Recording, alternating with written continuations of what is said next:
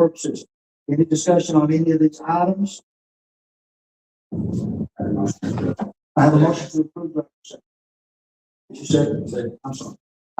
Opposed, so motion carries. Thank you for that. Next on the agenda, as we're moving right along, we have always our tax administrator, Ms. Jessica McIntosh, come and give us some tax refund requests, late applications, tax release, and adjustments. How are you today, ma'am? Good. Thanks for coming.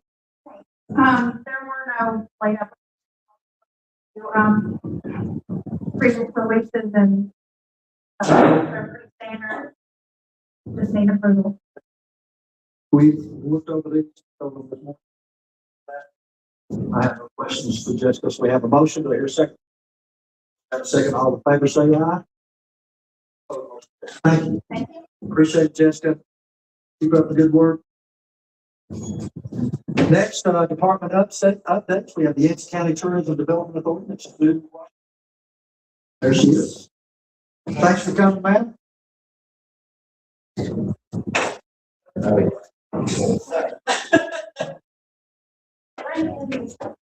Sure.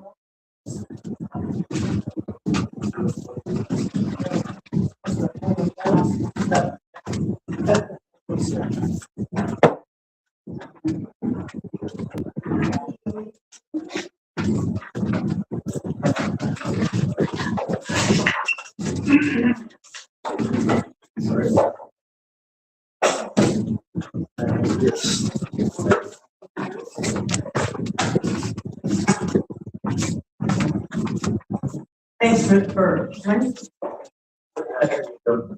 thank you for having me. It's only been 10 months and it actually feels probably more like 5 years. But I want to fill you in on what and so I've given you these sheets, but let me just, since it's in the public record, let me just kind of read through these things. The initial thoughts when I started this position was to focus on our community gift, nature, the arts, Appalachian culture, and our dark sky. Plant seeds that would yield initial fruit and then grow them. Pay attention to a community. Create events. It was a conversation we had back in April when the fully planned work. Collaboration is key. And our current slogan, it had been be inspire, be, I can't remember there's the beats, but they're on the website. Now, our current slogan is there's something for everyone in our changing up the website to reflect that as well. These are some of the seeds that have been planted. Frosted Flame was our first glass blowing demo last weekend of February at our last gallery. Based on our slow initial response, and to allow guests to participate on Friday night only, and get more local involvement as well. It's brought in a great crowd. Thanks to promoting the event, participants came from Greensboro, Greenville, Asheville, etc. We cross-promoted the studio tour, signed up for additional glass spots during this weekend studio tour, staying again in area accommodation. The date hasn't yet been set. It's going to be held with the same name. Dark Sky on the Square. And I should mention, given when I started, so many of these things, to start an event in such a short period of time is great. But again, when you plant seeds, we could get a little bit of response and then we move forward. Dark Sky on the Square, after discovering there's an annual International Dark Sky Festival, we quickly created our own celebration. We secured a letter that went viral on social media. Craft-related items, dark sky candles, dark sky cocktails. Businesses stayed open late on Friday evening and reported on the gala. In fact, one of the gals from Abjob said a date has been set for next year's event. This time, because we have more time, about 2 weeks. Planned facility and hosted some events, such as a talk with Christina Koch, the North Carolina born served on the Artemis. And I'm working with our agent right now. Brushstrokes in Blue Ridge, a plein air painting festival. And plein air, for those who don't know, is painting out there in nature right away you look at. Plein air painters typically have time, curiosity, financial resources, and money. A festival here makes perfect sense given our gorgeous friend.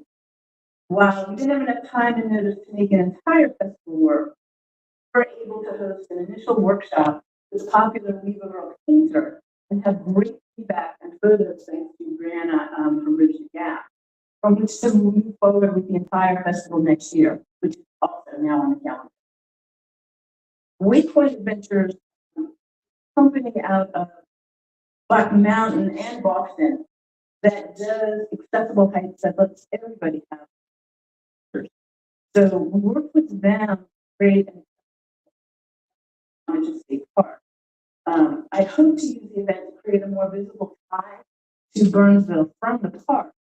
But given the foot of the park, we were kind of holding that for the next time we do that.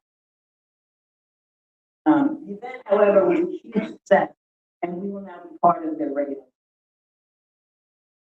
These are seeds that are currently being planted. Burnsville in bloom, and I've given you an outline of what sort of the framework for the festival is going to be, but it's a spring wildflower conference. This is based on my own experience participating in spring wildflower pilgrimage in Skokie. We will combine hikes, birding, photography, and craft activities.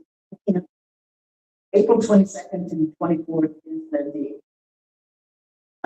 Cal Dalton is really excited to think group echo tours. We are currently laying the groundwork. River Art and Amelia have agreed to host a juried art exhibition, which I think is going to be really awesome. If by chance the facility is done, the new facility will be a great event. We're working again with Main Street businesses to create their connection to the event, similar to the art site. Ramping up spring, thanks to Jeff Boone, who had the idea of creating a ramp festival. You know, a lot of fire departments do a ramp dinner or a ramp breakfast. This is going to be much more comprehensive.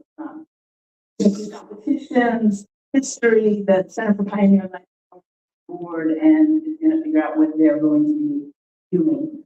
Orgy excursions, ticketed meals, hotels and chefs have expressed and participated. Again, Jeff initiated the idea. We're running with it. Interior designer tours. For those of you who don't know, I actually worked for a large architectural engineering firm in Atlanta and have written a lot over the years about designer stories. And so I've begun conversations with some interior designers, particularly a coworker in Raleigh, Durham, to bring designers here to the area and them to craft people and partnering with for art.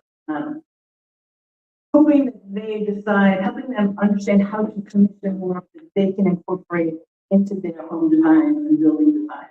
The friend in Raleigh, Durham, like our former employer, works with big schools, courthouses, hospitals, which always do commissioned art. So it's a great opportunity for artists and great opportunity to put heads in beds while they're staying here. Mountains to Sea Sister City Creation. I was recently on vacation in Edenton, and as we all know, we've got the Mountains to Sea Trail. And I thought, why not have a Mountains to Sea Sister City? So I met with the tourism director from Edenton to talk about those possibilities, and she's really excited. We would be promoting them, they would be promoting us. We're just trying to see what that looks like. I'll soon be meeting with our area accommodation owners to talk about challenges and possibilities. And I'm also in the process of doing the same with our iconic nonprofits like Soda for Art or Dark Sky. About what can we do? What do they need from help to me? How do we create, how do we get heads in bed to support them, to support our artists, all those things. One major challenge we have found here is lack of. After seeing freezers and a farmer's market in Edenton. And I had this idea a while back, but didn't think you could make it work. I recently started talking with Michelle from Mild Violet, dedicating a freezer where local chefs and restaurants can provide freshly prepared meals that are frozen and can be reheated in your Airbnb. And Michelle is really excited about it. So we're going to be moving forward with that. Working with the community. From day one, I've been out and about in the community, listening to their needs, challenges, concerns, trying to determine how we can help from church.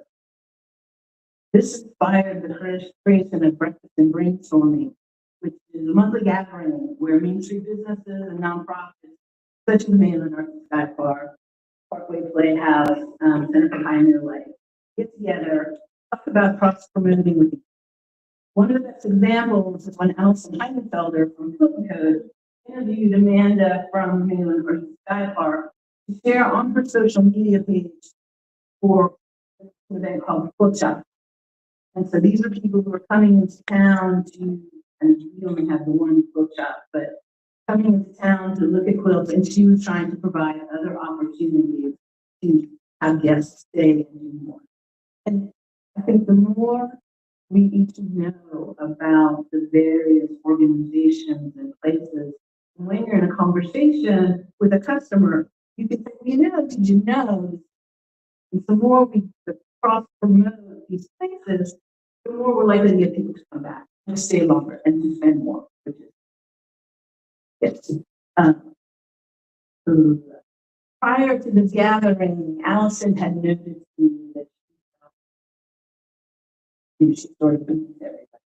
Now she feels more part of it. Partnering with other counties. We partnered with Mitchell and Avery on the map that we've got in front of you. And anybody who wants to, I've got some extras. Serves as an alternative to the Parkway while it's closed. It is a hot ticket item. Mountain Time on Main Street calls me every other day to ask for more. I think we're going to have to reprint that soon. My plan is to continue its production even after the Parkway reopens with just a little edit of. And then we'll be partnering with Mitchell County to bring an Atlanta influencer in to write about the Killer of Art studios. Thanks to my own PR friends in Atlanta, I've got a few suggested writers from which to choose the one that suits our needs best. And so we're getting for the rest. But Mitchell will be splitting the cost. So sponsorship. There is a podcast called Speaking of Travel. He's become one of the premier sponsors of this podcast. The podcast is for. We're both advertising on it and being interviewed in standalone segment. I have did the segment that I was interviewed for, which was shared on Asheville Airport social media, which is pretty big. Marilyn Ball, the program, has been involved in North Carolina travel and tourism for years. He's been working with Yancey County many years ago. He's got great contacts and has been hooking me up with stuff like that. Upcoming speaking engagements at NC State University's OLLI program. And OLLI is the Osher Lifelong Learning Institute. Their member students are a potentially great audience for us, retired spirits, time and funds for travel. I will be presenting a program I call Wandering in Wonder to participants in September there in the hopes of inspiring them to do it. The thing that I know, when I get the hooks, people will come visit. If successful, I will reach out to other OLLI programs. Most big universities have them. I first learned about it at UNC Asheville. And I'm working to connect organizations such as Mainland Arts. And it all came about, I actually took somebody into that program who is now on the program committee and then got me.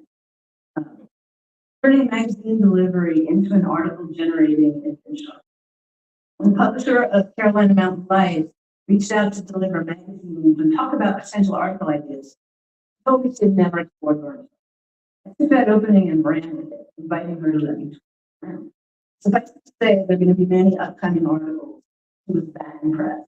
On the immediate front, she's moving forward with an article about Parkway Playhouse. As a result of her interview, Melanie Beasy, who is the executive director, was invited to an event by the writer who intends to introduce me to a variety of folks who will be helpful to her in growing the theater's reputation. Articles that keep on delivering. A recent online article in Travel and Leisure magazine has been really good. And I've linked the article. House Bed and Breakfast owners Steve Frost has written the article with them. The same is true of an article we paid for in but pitches that are really free. I reached out to the Ingalls Road Show a few months ago to pitch our Burnsville story. They recently taped the townhouse for the final for segment and have also said yes to segments on Tour of Crafts and Tour of Art. And I'll be pitching more to them. They seem to be great. Creating a sustainable tourism model. So this conversation is still in the early stages. We were recently given a starter proposal from Destination by Design to put a stronger, sustainable framework around our trip. I believe it's integral in helping us move forward and helping the next generation of directors and board members move forward without the need to recreate.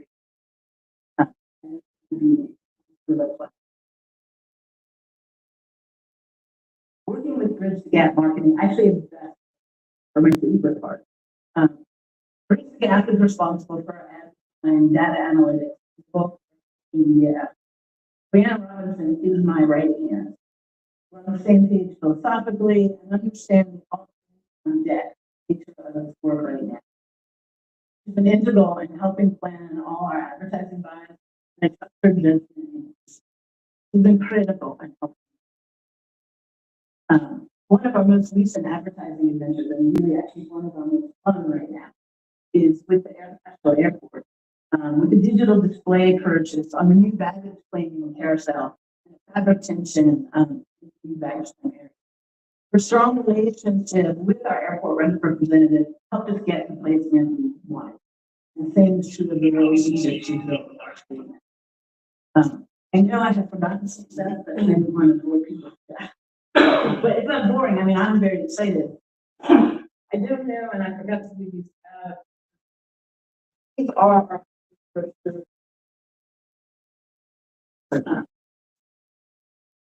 this design was already worked when I started. When we run, and they struggled to print it. I'm kind of particular about printing. They struggled to print it correctly, even the size. When these are finished, we're going to create more of a magazine.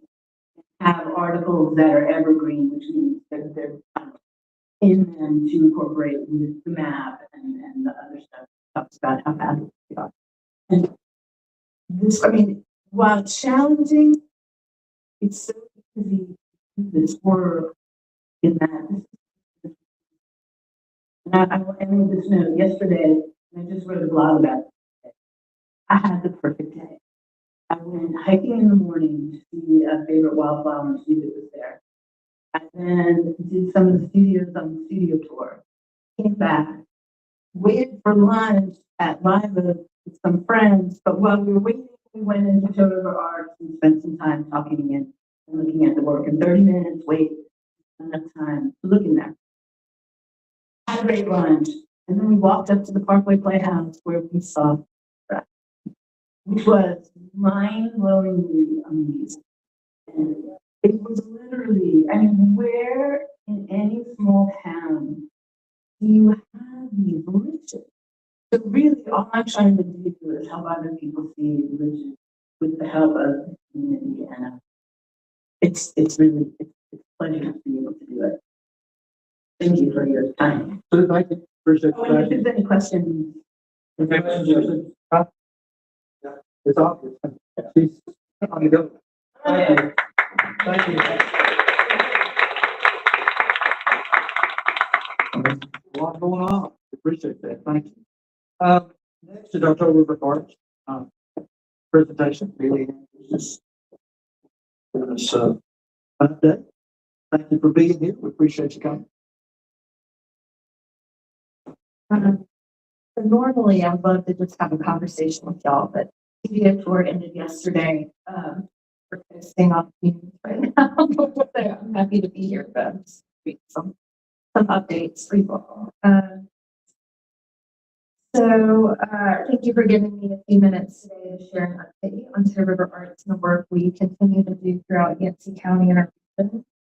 We are grateful for your partnership and support, especially as our communities continue recovery and rebuilding after Hurricane Helene. One of our highest priorities continues to be arts education and ensuring that students throughout Yancey County have meaningful access to creative experiences. This year, we are continuing our successful artist residency program in partnership with Yancey County Schools, which brings professional artists into the classroom to support the 2nd and 4th grade students every year. We're also bringing an African drumming residency this year to middle school students, providing a unique opportunity to engage with music collaboratively. In addition, we have launched a new partnership with Glen Raven to provide an after-school art club for Yancey County students. So we started this, we piloted it in Mitchell County last year, and now because of Glen Raven's support, we're going to be able to do it in Yancey. Beyond the school day, and give students a safe, engaging environment to explore the we're currently in the planning stages of organizing November studio tour visits with high school students, helping connect young people directly with working artists in the community. And so we're hoping to launch that in November. So that's kind of just a small snippet of the education stuff that we're doing. We have summer arts programs that we're on here too. So I want to highlight this past week in the June studio tour. This year, the June tour featured 88 participating artists. 6 of those were new in Yancey County. 11 galleries across the 2 county regions. So for those of you who don't know, we're the only arts council in the state of North Carolina that serves counties. So Mitchell and Yancey are very different. We consider that a point of pride, but kind of how we approach each county is different. So the things that the studio tour continues to expand its marketing reach with promotional efforts extending into Raleigh, this tour, Georgia, Eastern Tennessee, and Virginia. While participation remains strong, tourism numbers for Toe River Arts are still down following Hurricane Helene. Last tour was one of the best tours we've had. This one was a lot of folks are saying that our numbers are lower for their visitation this tour. We know the parkway closure, gas prices being higher, we're just trying to figure out what's going on. I think people aren't spending much money on art right now. But we know many local businesses, artists, and cultural organizations continue to feel those impacts. The studio tour is one of the most effective ways we bring visitors into our community, support small business, and generate economic activity for the region. We are also excited about the opening of the gallery space square. This location will function much like our Spruce Pine location, serving as a cultural destination and economic trend for artists. We're hoping the space will feature rotating exhibitions every 5 weeks, which is what happens at Spruce Pine right now. So there'll be constantly new exhibitions in that space. And also a retail shop representing the work of more than 150 the new location will create another year-round opportunity to showcase local talent and encourage residents and visitors to engage. Just the last little thing I want to mention, which you all are aware of, is so Josh Stein has requested nearly $800 million in another round of Helene as we wait on the budget to be approved. And I said this last year to y'all, but there's been no direct arts relief funding for Hurricane Helene in Western North Carolina. And after COVID, there was. So we're relying on private donations and our organizations, the state Arts Council, to raise private funds for Hurricane Helene relief efforts for artists. So again, this next phase of relief request from the governor doesn't have any direct arts relief in it. And so we may be able to access some other funding through channels in the relief funding, but I just ask that you all continue to advocate for the arts in our region, and specific arts relief funding after Hurricane Helene, because we still need it. We were just in Madison County last week, and they had their grand opening for their new arts council building that was destroyed during the lead. So it's going to take us a very long time. Just consider that when you're having conversations. We're going to, Raleigh. Right. Yes.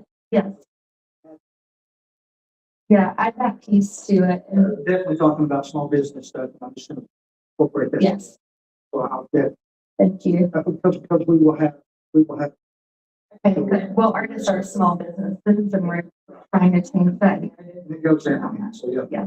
Yeah. All right, thank you. The last thing I'll say is we're celebrating our 50th anniversary. We're going to have a free art showcase on the Burnsville Town Square on July 25th, which is this Saturday. Just free arts programming for the community. So you'll see information about that coming out. So thank you all for your time. Thank you.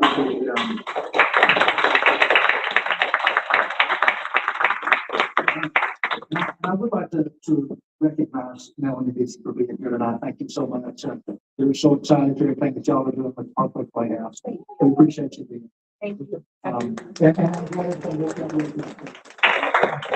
right. Next on the agenda, we have an Eagle Scout presentation. That's the Blanford. It's a great big deal. Eagle Scout's a big deal.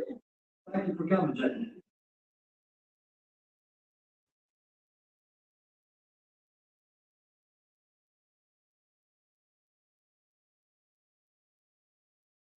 Hey, hi.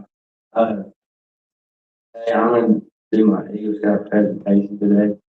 Just telling on what I did for like the steps to get to finish project. So here is my agenda that I'll be talking to tonight. I'll do the introduction, then like I'm a Life Scout right now, and I'll talk about that, like my life through the Scouts, and then I'll do the proposal, the project proposal, then I'll talk about the budget of everything, and then I'll do, there's 5 slides of pictures, and that's the progression of the project, and then I'll talk about the finished project, and then the thank you slide. So,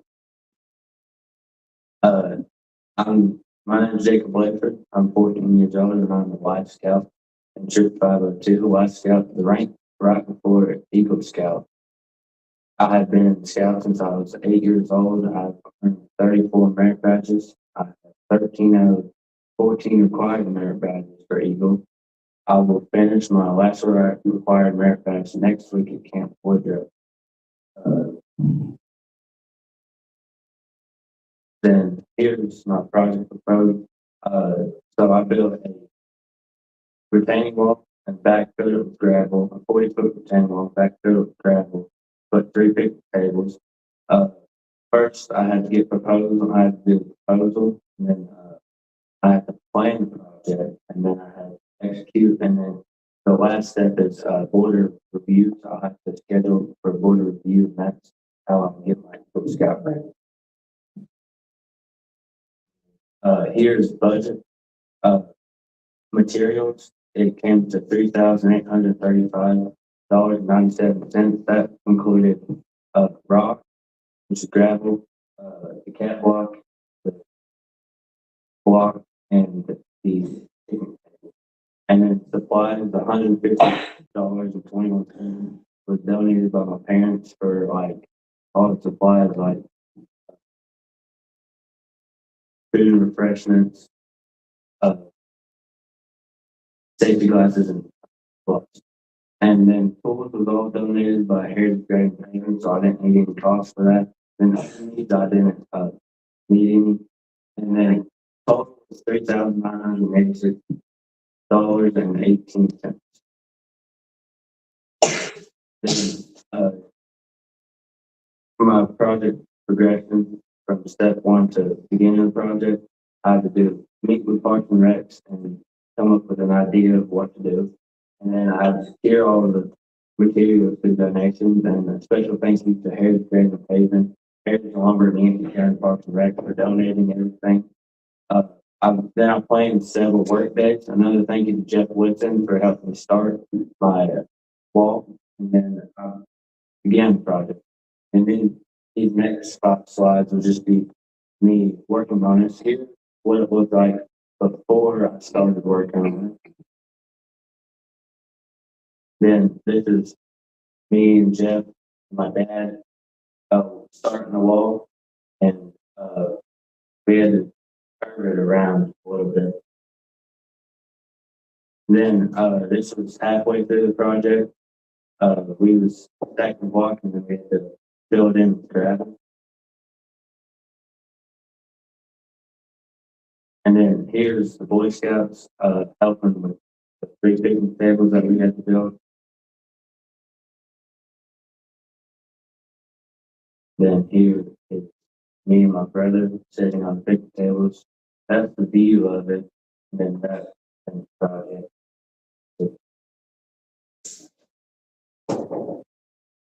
And then that's what it looks like from the front. And the project, and then that's the view at sunset.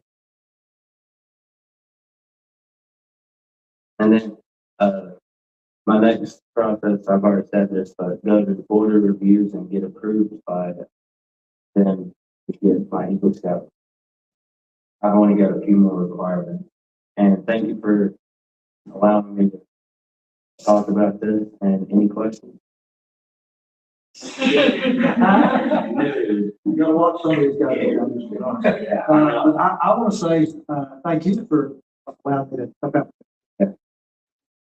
If anybody's not been by to see that, really good, by the way, very impressive.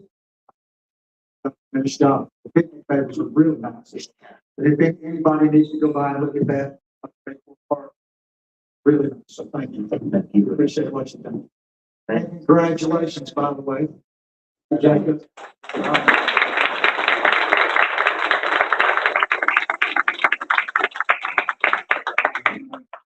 Exciting. Next, on the agenda, we have one more for the County Social Services. This is a seat that sitting in banks. This is a reappointment. Gretchen Banks go on to the BSS board. Well, I have a motion to reappoint and a second. None opposed, so the motion carries. Thank you for that. So Gretchen will serve again.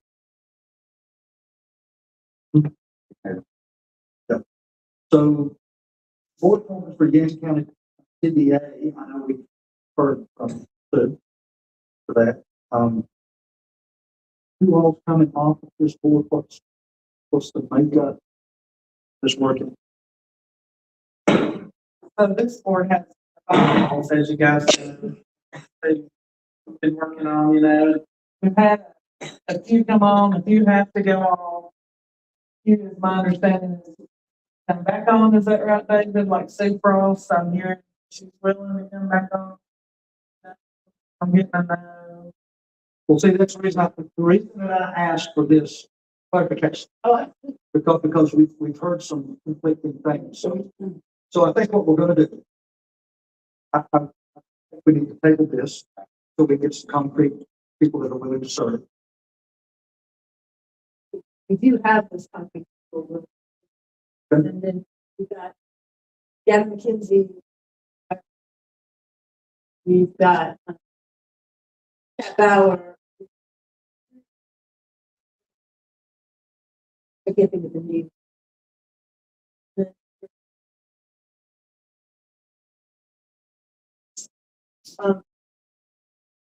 There's Jackie Thomas. Jackie Thomas with the They are, senior center. they're all. Yes, And Sue with the bylaws, a certain percentage has to be, 1 or 2. 1/3 has to be a certain. could be every the day. So Christian is gonna be Gavin. We got great. What about, you said Jack? So Jackie would be, that's from the standpoint of who's been involved.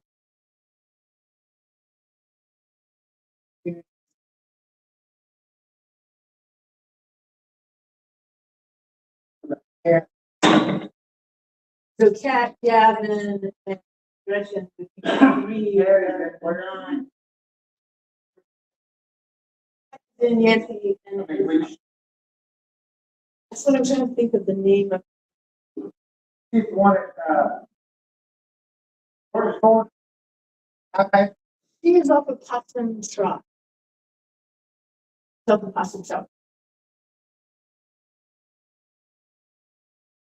You know, we got a motion, excuse me, I'm sorry. Got a motion to table till July. Get all that together and we'll. A second. So hearing none opposed, we'll table it and get back, we'll get those July. All right. Next on the agenda, Yancey County fiscal year 26-27 budget. Turn this over to our county manager, Ms. Lynn Austin. Have a public hearing and consideration. At this time, you have the floor, ma'am. So I got about a 50-page report here, we'll just read. I'm just kidding. Well, you do that side eye, like, don't you do it. So I'm just gonna get the brief overview and my full budget message will be on our website, probably tomorrow or Wednesday at the latest. This budget, we have been working on, budget ordinance here, breaks it down. Go through that here in a minute. If anybody wants them, we have some extra copies up here before you leave. The budget is $39,647,232. Department heads asked for their funding for $1.9 million over what our funding actually is. So this was wants, needs, you know, dreams, yeah, everything, all aspirations and numerous we worked on this. So that's why I mean that CDA meetings, we apologize. Anyway, so this budget does encompass the 2.5 cost of living. And we do have, you'll notice some of the budget, the salaries went up, of course, with the 2.5. But also retirement match went up. That was something across the state that they made us do. 2%. So that takes a big weigh in them too. We'd rather give that all to the employees, but unfortunately, it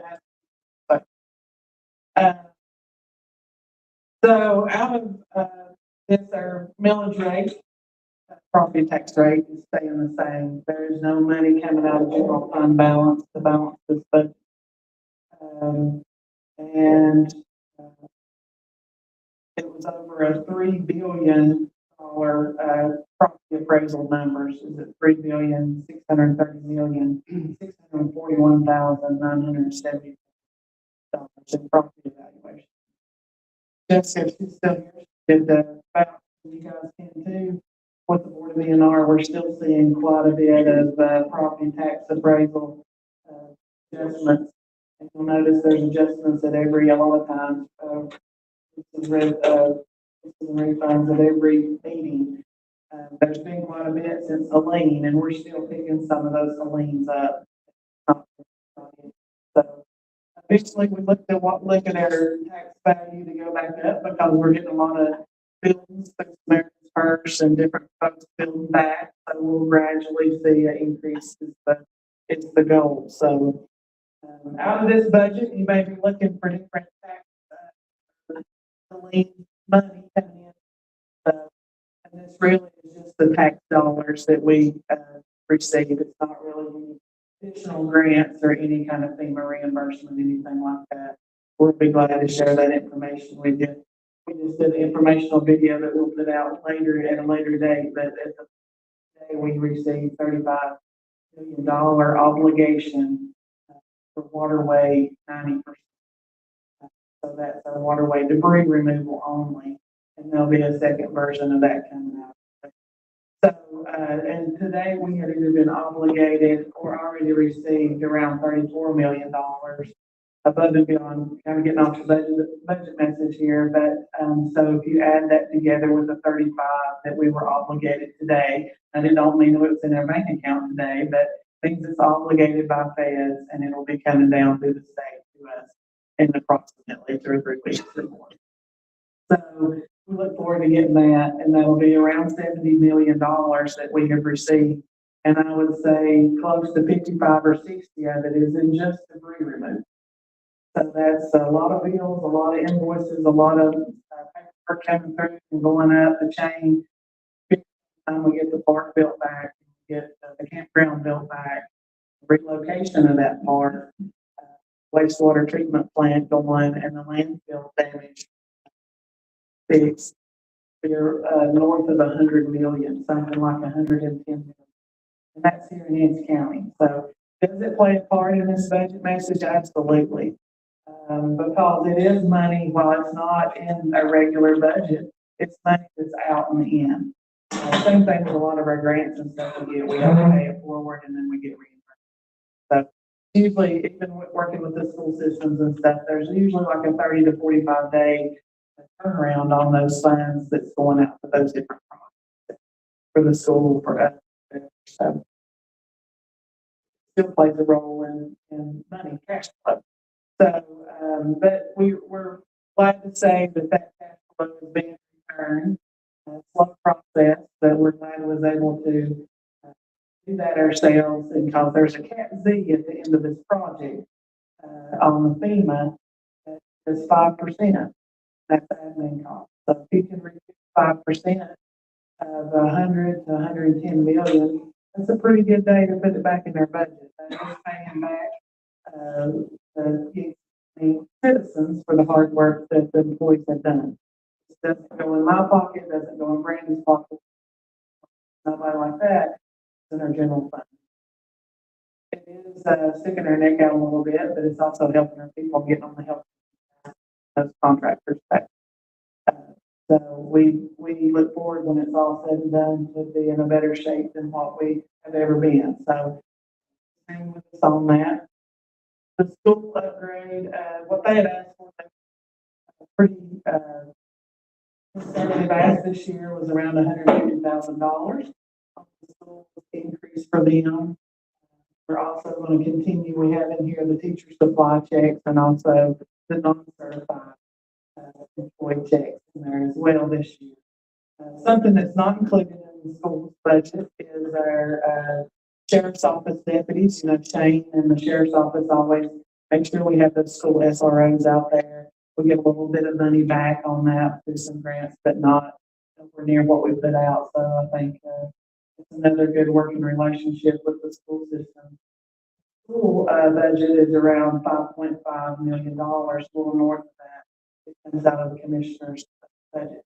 Of course, always health and well-being of the communities are number one goal, and I think Christie will first department of that, the commissioner for EMS and our health department and different areas of the county there that we help out. Make sure our community's healthy and hopefully a healthy community is a vibrant community. So we look forward to still put my front. Mainland Community College asked for a little bit additional this year. It's $469,285 with a capital instead of $30,000 that they had last year. They're up to $35,000 this year.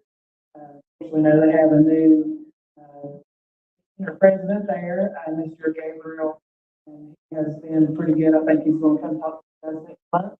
Been very impressed with him and his leadership. Solid waste is something that's always going to be a growing thing. Tell you the truth, sometimes we put more into solid waste, trash, recycling programs, stuff. So recycling doesn't cost you guys much money. Yeah, sometimes we have to pay them to take it off. We actually make, but it still keeps it out of the landfill. keeps it, from being covered up and that we can get free use out of it.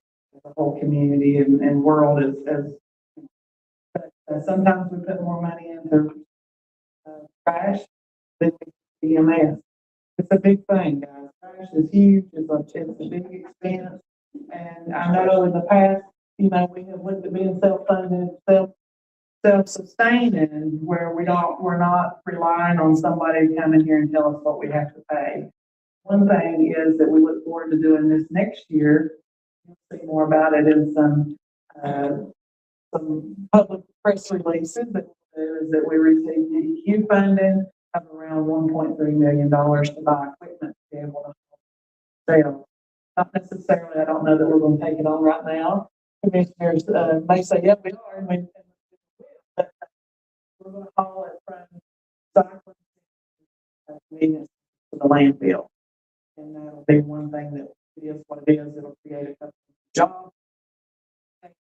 We'll have some fuel and maintenance in there. We're actually going to buy the equipment, the roll-off trucks, the front loader trucks and all that, and we'll be able to haul it to the landfill, and it'll be what it'll be. Instead of paying those other companies to do it, they don't do it for free. You're out there making money.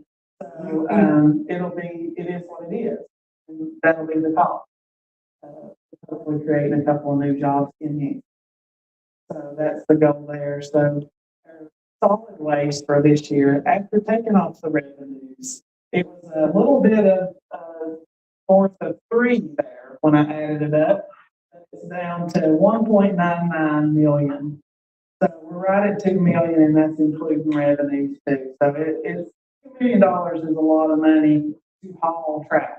That's what it is. It's hauling trash, and it's the dump fees to haul that trash. So that's something we're going to try to get a better grasp on and do better in the future, and maybe get out some different ways to recycle, think of different things we can do to save money, hauling ourselves. What Lynn's trying to say is she's just trying to be nice, let everybody know we're a bunch of trashy people. We have a lot of trash. So tell people if you want to talk trash, you can come to the campaign. We talk a lot of trash, and then talk it up. She's a trash talker. You can tell it. Well, we talk a lot of crap. I hate to say it like that. She's a trash A lot of times it's water and sewer. So sometimes it's crappy, sometimes it gets a little trashy, but we like to joke, we might as well joke and laugh. Then we got Heather, I've seen her at a time when she'd cry over these sewer pipes, and John's not his head because he knows that's true back there. She's seen her hard knocks of brakes and all that, and she really has to deal with that. But sheriff's office, which is including our dispatch center, our SRO budget for security office down here. The SROs, they go to the courthouse here. They do some different things with the campgrounds and different things, especially when they get them back up and going. But anyway, it includes dispatch, sheriff's office, the detention facility, the jail, as you guys know it, ground security, and juvenile inmate confinement. $6,802,984, which is about 17%. So, DSS always sees Sonia sit back there, got a lot of good things going on there. She always keeps us up and at them with what the state's doing and different changes going on there. And I know the big thing this year, outside of maybe some of those state funded programs, is also the big place coming up and on board, and that going for anybody that's awaiting proper placement. And so we're glad to have that. And I know Sonia has a lot more to add to it. There's way more. It'll be on their website. We have a lot going on in our capital improvement area that does not pertain necessarily to this budget that's in grants. Dispatch center, the 911 there, and the sheriff's office. Fort Park's pretty much completed. We'll have a ribbon cutting up there. While we say the building's completed, there's some damage in the pavilion area that we'll have on the FEMA project. But it's just outside of this phase 2 project that was part of it. So, Jacob's, his project up there fits in really good timing as far as, Helene hit. And, that park was kind of destroyed there by the creek going down that turned into a big river. And so we've been trying to put it all back and that makes it even better. So we still have a little work to do up there on FEMA. Water and sewer projects, Charlie Brown Road, you guys will notice project about done. They're ready to tie in and get the power hooked up to the pump station. Pine Swamp wastewater treatment plant projects as well. 50% complete, but they're getting there, making some good progress now that the weather's a little better. And then trying to get our wells drilled to add into Heather's water system there with the town. And those one as well. So we look forward to that all being done by December of 2026, as well as Lily's project. Trying to get the library, the old library going there. We're looking forward to that being done in late October. We're saying October, but Lily just be on the safe side. Probably December. We've been It'll pushing happen it. when it happens. And that's a grant too. So we're excited about that ways in one. So FEMA project's still going, as I said, and then CDBG has got 5 houses that's been awarded. 3 of those 5 has been handed over the keys, I believe. People moved in. 2 waiting for their home to be delivered and still processing stuff. She's been getting out 5 more homes on that CDBG. Got $4 million on that, all grant, no match. And she's ready to award those bids. And then still have about 2 more rounds to go. So hopefully when we're all said and done, we'll have 20 homes. DQ funding, and mentioned that free for the solid waste, the recycling program is what it's for with that equipment. We have a few more grants that we've been waiting on that we're fixing to put in for too. But we've got some new communication money through EM. That'll help with the radios and communication in the county. We learned that was a big thing during the lane, right? Making sure we had a backup for our backup. I think all that's getting in place and making sure we possibly do that. So I will, they're gonna say, well, you read the whole thing, but, I'll let it go back. So, Sorry, we got a lot going on. there's a lot going on, almost 40 projects in Yancey County. And we just made a couple of videos for the next couple of weeks, information videos. Suggest you look at those and send down to those. We've got grant funded projects. There's 24 of those, and it totals up about $98 grant funds that does not come out of the taxpayers' pocket in Yancey County, and that's huge for a county like us. A lot going on, a lot of really good things. And a lot of times you don't hear anything but the negative, but I'm telling you, there's a lot of good things going on in Yancey County, and I really appreciate everybody's effort, what everybody's doing to put on. So anyway, it is good. So, all right, next, we need to go into public hearing. I do not have anybody signed up for public comments about the budget. Pardon. We got our wires crossed on the starting time. Could we take a few minutes for public comment? Okay, let's go into public hearing. Do I hear a motion to go into public hearing? Have a motion, do I hear a second? Second. We're all in favor of going into public hearing. You all have heard the budget statement, you've heard what has been into. And I will allow 3, no more than 3 to come up and do that, just for the sake of circumstances. When you come up, here it is. When you come up, if you will, state your name. Oh, yeah, we can. Yeah, you hear me? They're good.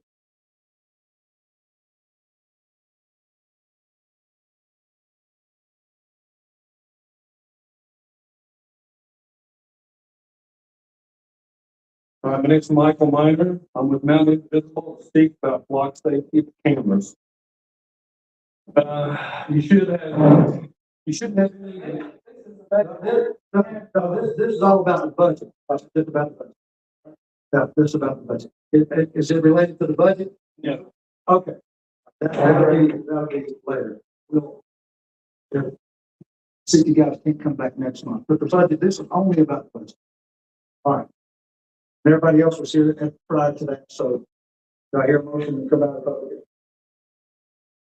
Have a motion to come out of public hearing, do I hear a second? All those in favor say aye. Hearing none, opposed, motion carried. All right. Consideration and adoption, do have a quorum tonight. Due to the circumstances that were mentioned earlier about the other two, welcome them to be here, and they would love to be here if those circumstances are, but we do need to have a consideration adoption of the budget. We've all set through this for the last several weeks. Motion on the table to adopt the budget. Now, second. Carried, none opposed, the motion carries. Adopted. Thank you, Lynn. I'd like to say thank you to Brandy and Morgan and Jean. They've been tremendous. And they actually brought us a balanced budget from the beginning. It's offset. As Lynn's already mentioned, we did not have to, like other counties around us, we did not have to take from a fund balance to balance this budget. Not have to do it. We did get a COLA. A lot of good things. So appreciate their effort, their hard work, and all that y'all have done this year. And it's been tough. And Lynn also alluded to the fact we're still going through the appeal process because of Hurricane Helene's devastation, and we're still taking a lot of different properties and monies off the books. And a lot of them will not be regained. Also, we have the hazard mitigation, those 53, actually 83 properties that we're going to lose those as well. So I think, and that's not counting. That's just our property taxes. And I think for us to stay where we are and to be able to accomplish what we've done this year with the budget, I think it's tremendous. And I really appreciate everybody's effort. We've worked hard to get this thing done. I appreciate it. So moving on. So thank you all for that. Next, the county manager's report. Got a couple of things for us, Lee. Got a couple of things here. One really exciting thing. First, I'll let Morgan go into surplus property on McKinney Road.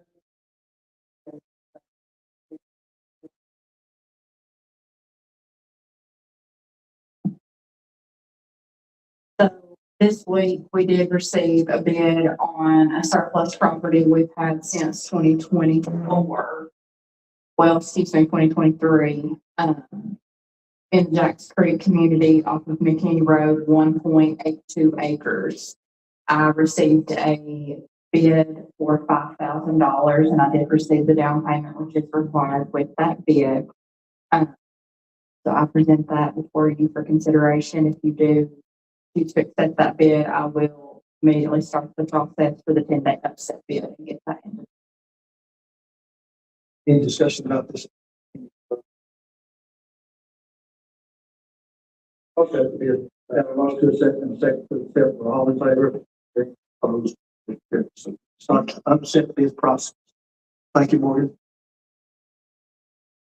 Okay, one other thing, but thanks for reminding me, is the budget amendments, also coming after a budget. A new budget is trying to sum up our old budget, what we're in now, close things out. I know a lot of times we do this toward the end of June.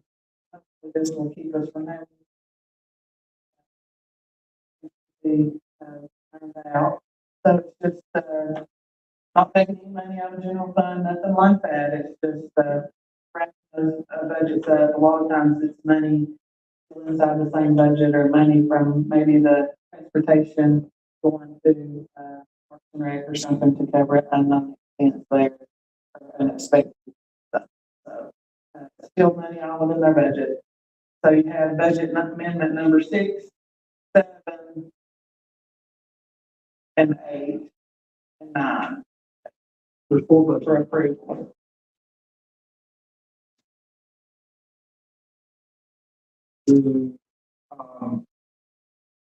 Anybody have any discussion about these?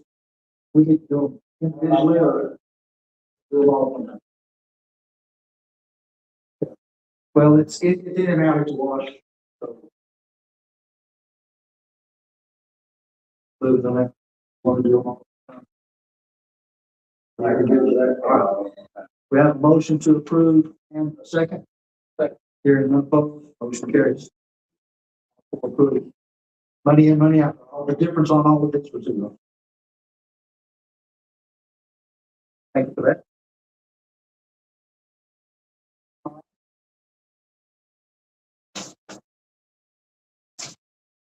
All right, so the yearly leases, we just put them in there for information. That's just the yearly renewal leases. Do want to talk about that just a minute. We have our health department, as you know, is expanding and needing some more room. Great. Backlog of. So we have an additional provider that can, we talked about there in the budget, you know, that will be coming in to provide those extra services. And need a little extra room out there. So in the lease talk discussion, we have been trying to see if Pruitt Health can find another location. Not kicking them out, but just need the department all to be in the health department, one building, so one. So we have talked to Pruitt and we are working with them. With the county items. So we will work with them until find that place. They're not gonna not have a home. So that's just in there with that lease. You'll notice that it's more of a month-to-month lease. You're aware of that as well. That's the only difference there. Otherwise, it's RHA, the two leases for RHA. It's just our yearly leases. Have the memorandum of understanding with Yancey County and the Department of Health and Human Services that we do every year. Has to approve that. So Sonia, nothing out of the ordinary. This is standard operation procedures, what we love. So we have a motion to approve that. Second, none opposed. Motion carries. Okay, and no further ado, we have the Parkway Playhouse, and as you guys know, all the requirements have been met. Donnie can verify that, and we'll ask them all to come up and get a picture. We have a video ready to go. You can be transferred to the Parkway. So you want to? Before you get into the video, I couldn't get a picture. It's not signed yet, but it'll be after me.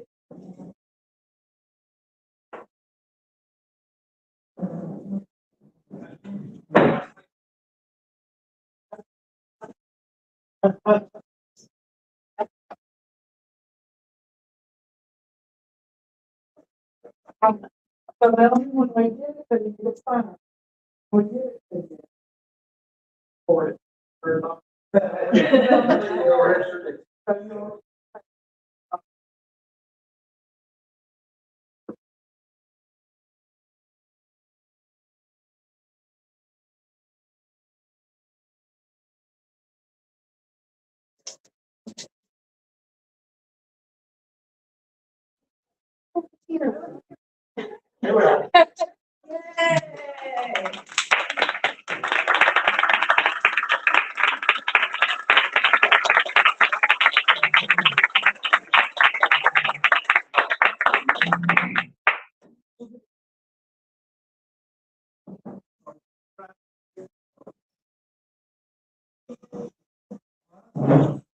all I have. That's it. Wow. All right. Any county commissioners?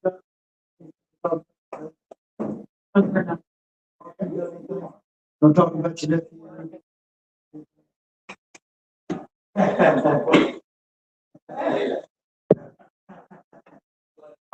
That's a good job. Brad. I thought that's really good. All right. And, Dr. Laws, you have anything, sir? All right. Next on the agenda. We'll get that paper back.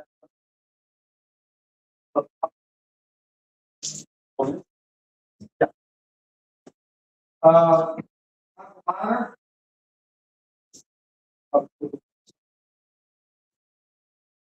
Yeah. 3 minutes, my friend.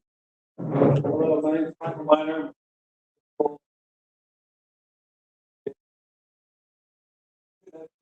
These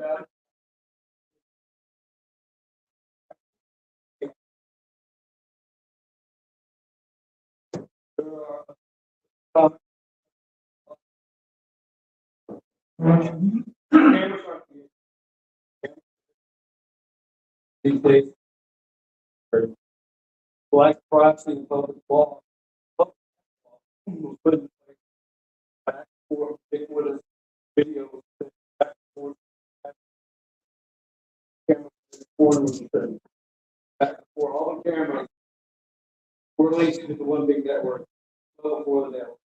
But yeah, track correlate video data in orders of magnitude far greater, faster than anything before.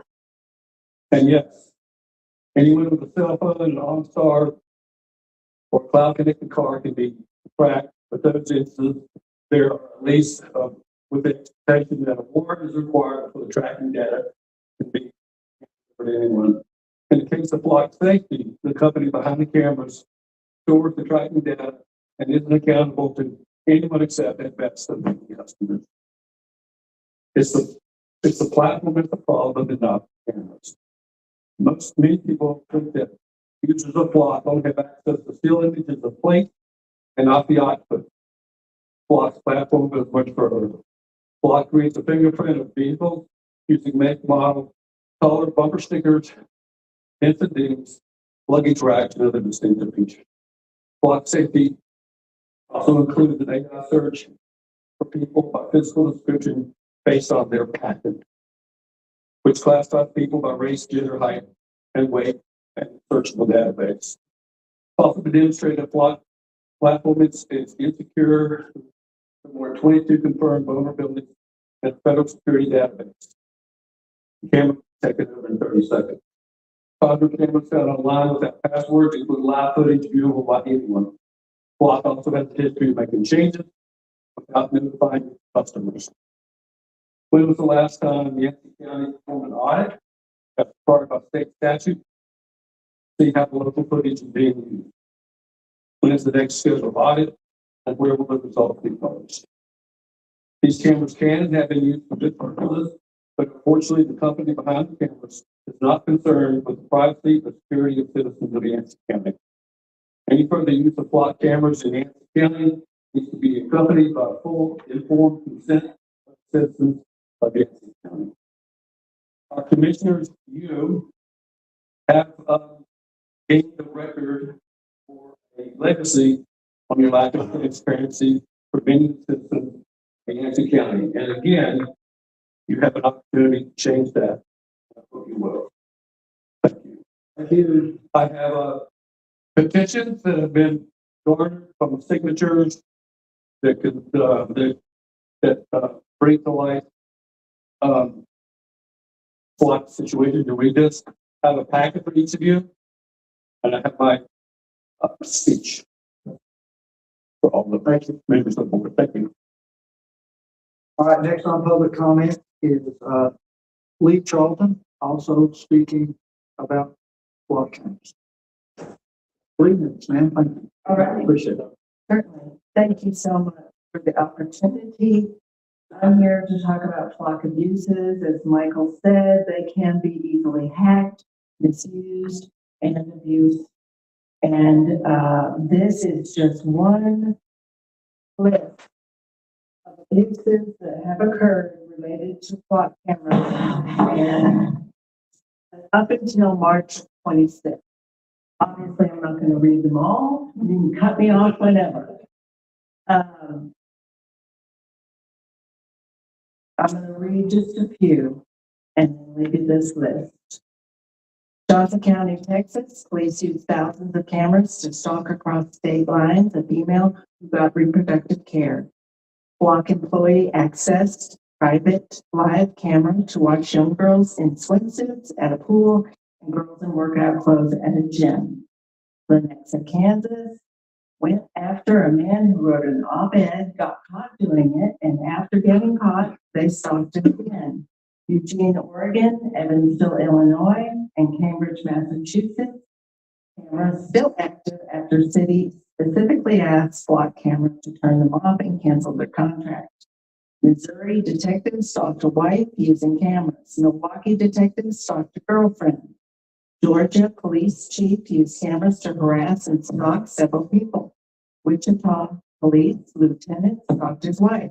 Menasha police officer stalked on numerous occasions his ex-girlfriend. Georgia Reserve officer used cameras to commit corporate espionage. Congressional Oversight Committee documented many instances of national abuses to harass and wrongly arrest. Georgia police officer accepted a bribe to check a woman's plate number. Thornton, Colorado, police officer ran 20,000 unauthorized searches. Costa Mesa, California officer harassed a woman thousands of times and stalked her using data from the cameras. Minneapolis, innocent drivers caught in dragnet surveillance. Virginia, innocent drivers caught in dragnet surveillance. Bonner Springs, Kansas, ex-detective after his firing used the cameras to stalk his wife and commit child sex abuse. Dunwoody, Georgia, unauthorized sharing of data and innocent drivers caught in dragnet.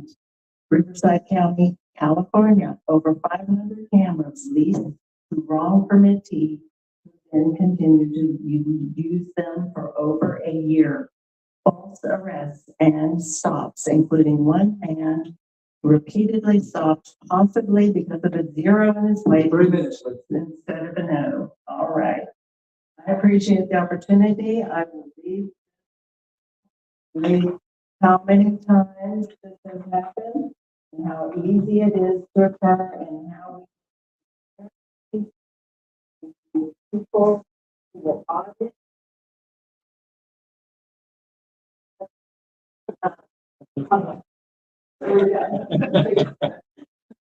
Thanks for coming. Thank you. Next is, Michael Harrison, also talking about the camera. You may have gotten the impression we have a few concerns about the. Yeah.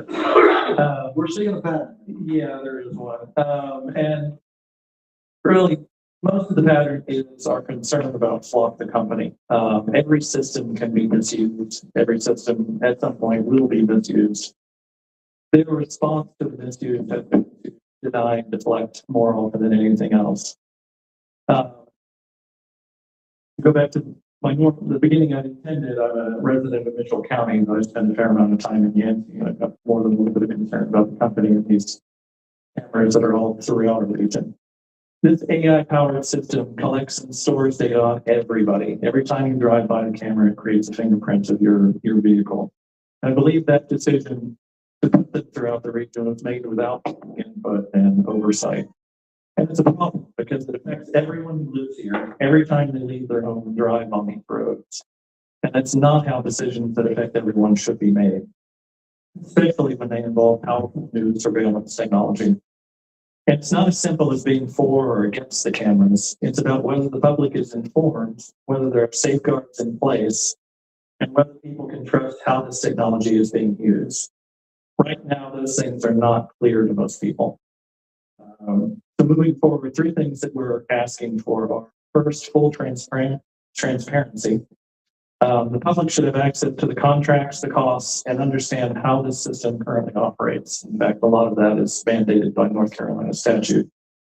Second, a clear written policy that defines who can access the data, how it's used, how long it's kept, and what safeguards are in place. And third, public accountability, so decisions like this are not made without the public being informed and involved. Public safety matters, but so does keeping the public's trust. Trust isn't built by asking people to accept something after the fact. It's built by bringing them into the process from the beginning. And that's all we're asking for, is a process that people can trust. Thank you. Thank you, Michael. All right. Next on the agenda. I have a motion to adjourn. Do I hear a second? All right. Second Monday of every month.